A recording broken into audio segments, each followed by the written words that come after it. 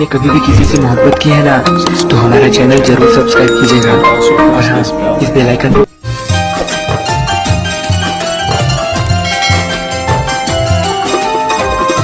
DJ Vibran बस कटिबो हरी दरभंगा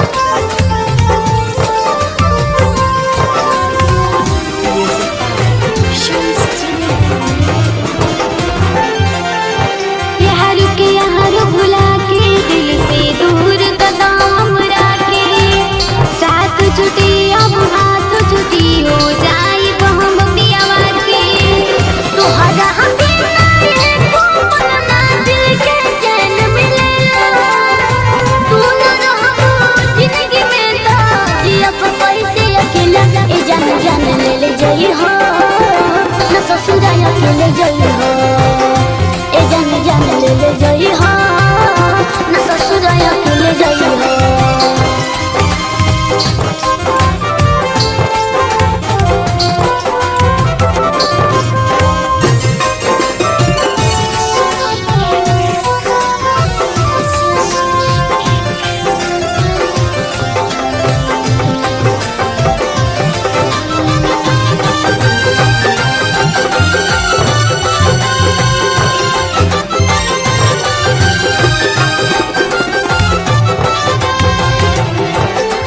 बिसरी ना दिल से सुरतिया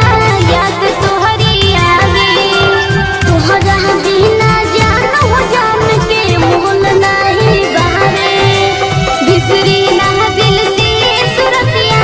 याद तोहरी आवे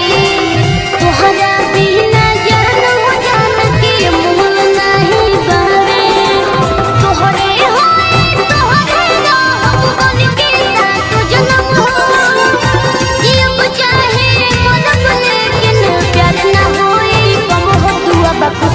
रही हो न ससुराया के ले जाई हो ए जान जान ले जाई हो न ससुराया के ले जाई हो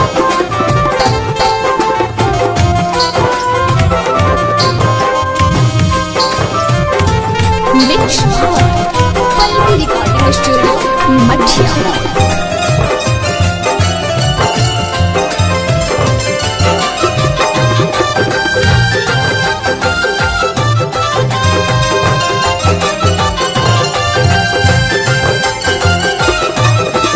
DJ Vibran दूरी बा मजबूरी बा दिल फसल बा